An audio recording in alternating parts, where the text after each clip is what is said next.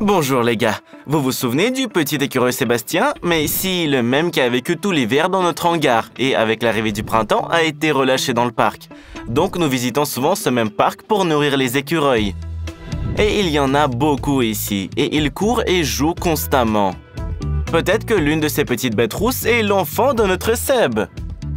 Bien que l'un des écureuils puisse même s'avérer être Sébastien lui-même, si bien sûr cette espèce sait se débarrasser des touffes sur ses oreilles. Souvent, les noix que nous leur donnons, les écureuils les mangent et enterrent le reste. Mais certains rongeurs sont allés encore plus loin. L'un d'eux en a pris et, pour on ne sait quelle raison, a jeté notre friandise dans le puits. Heureusement, à part nous, cela a été remarqué par un autre petit écureuil. Il a sauté sans crainte après lui et quand il est ressorti en rampant, il avait déjà une noix dans les dents. Apparemment, le puits n'est pas très profond car cela lui a pris quelques secondes. Quand nous avons regardé à l'intérieur, nous avons été pour le moins abasourdis par ce que nous avons vu. Au fond se trouvait une tortue assez grosse. Comment est-elle arrivée ici? L'enquête est ouverte. Théoriquement, elle aurait pu passer par le tuyau, mais à première vue, l'ouverture du tuyau est trop proche de l'animal. Ou peut-être que la tortue elle-même a sauté à l'intérieur pour se rapprocher de l'eau? Beaucoup de reptiles adorent ça. D'ici au plan d'eau le plus proche, il y a environ 1,5 km, plus ou moins, ce qui apporte encore plus la confusion. Mais le plus triste dans cette situation est que le puits est devenu un piège pour la tortue. Si le petit écureuil ne nous avait pas dévoilé son existence, nous ne pourrions que deviner le sort du pauvre animal. Les murs de briques ici sont verticaux. Il ne serait donc certainement pas possible d'en sortir d'ici aussi facilement qu'un bébé écureuil. Et quand nous sommes descendus pour sortir le pauvre animal, nous avons vu quelque chose qui nous a encore plus choqués. La tortue a été mangée vivante par les fourmis. Et apparemment, il y avait une fourmilière à l'intérieur du puits. Elle a eu la malchance d'atterrir dessus. Même cachée dans la coquille ne l'a pas sauvée. On dit que le poids de toutes les fourmis sur la planète est plusieurs fois supérieur au poids de tous les humains. Ces insectes vivent partout et attaquent tout ce qui peut être considéré comme de la nourriture potentielle. Ils ont dû prendre la tortue pour cible également. Bien sûr, nous ne sommes pas passés à côté et avons sorti le malheureux reptile du piège en pierre.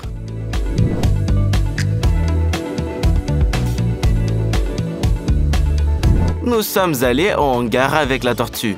On souhaite tout de même évaluer son état dans un environnement calme avant de rechercher un plan d'eau adapté à l'animal. Mais nous devons d'abord libérer la tortue des fourmis agaçantes qui mordent toujours au visage, collent à la carapace et grimpent même à l'intérieur. Les collecter à la main prend du temps et est inutile. Nous prenons donc un pot et le remplissons d'eau. C'est ici que nous allons tremper la tortue pour la laver de tous ces insectes.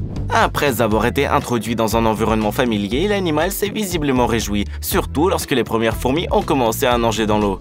Libérée de la nécessité d'enfoncer sa tête et ses pattes dans ses carapaces, la tortue s'est mise à nager de manière imposante, célébrant sa libération. Et les fourmis ne sont pas si simples non plus. Par exemple, celle-ci, fuyant l'eau, a grimpé sur l'îlot tortue.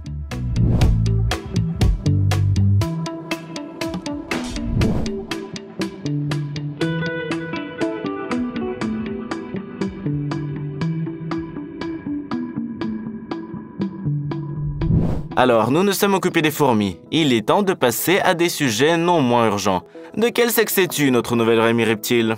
Comme vous le savez, le sexe d'une tortue peut être déterminé par des caractéristiques secondaires, et celle que nous avons sauvée s'est avérée être une femelle. Tout d'abord, elle a les yeux jaunes, tandis que les mâles ont des yeux bruns.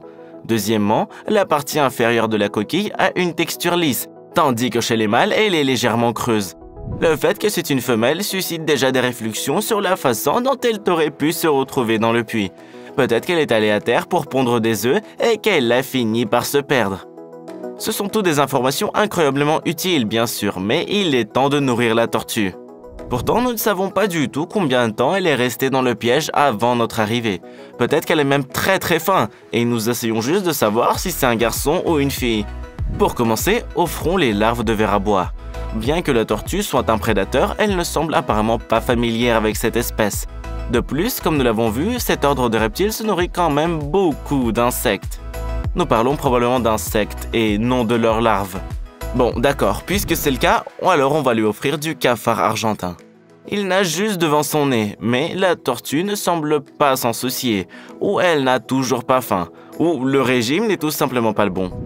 Alors les tortues mangent du poisson, des grenouilles, des œufs, des têtards. Et si elles n'aiment pas le poisson non plus, on ne sait plus du tout quoi faire.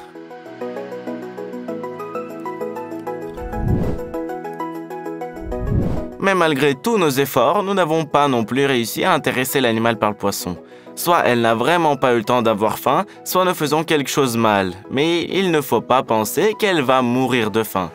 Nous avons trouvé sur Internet des informations selon lesquelles, dans des situations critiques, ces animaux peuvent se passer de nourriture jusqu'à 6 ans. C'est juste incroyable en fait. Et en général, chaque tortue vivante est un animal incroyablement précieux pour l'ensemble de l'écosystème. Et celle qui nous visite est la seule espèce qui vit dans mon pays. Elle s'appelle la tortue de marais européenne et est répertoriée dans le Livre rouge international.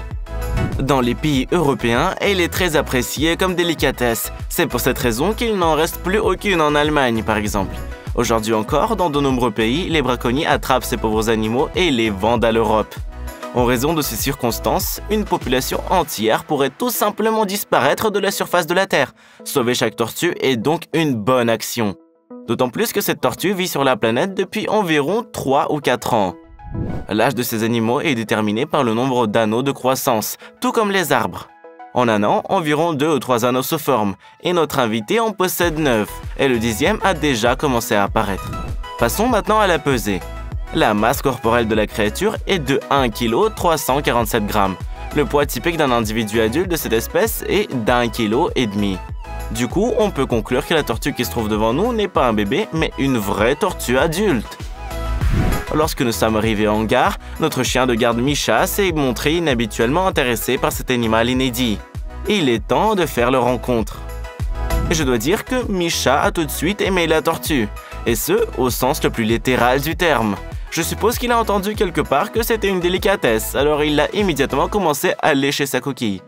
On ne sait pas comment la tortue elle-même a réagi à ça, mais juste au cas où, elle a décidé de se cacher dans sa coquille. En général, la rencontre peut être considérée comme réussie. Au moins, Misha était définitivement ravi. Il existe une idée reçue selon laquelle les tortues sont des animaux très lents et maladroits. Même si en fait, elles ne sont tout simplement pas pressées.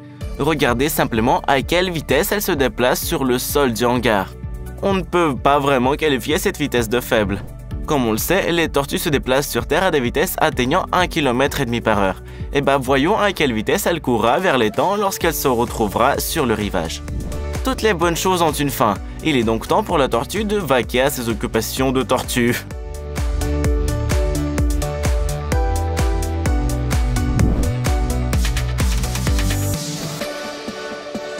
Apparaissant au bord du réservoir, elle a d'abord sorti, incrédule, la tête de sa coquille. Sans doute ne croyant pas totalement à son bonheur, et s'est rendu compte ensuite que tout était vrai et est allée vraiment doucement vers l'eau. Et je dois dire qu'elle y est allée assez vite.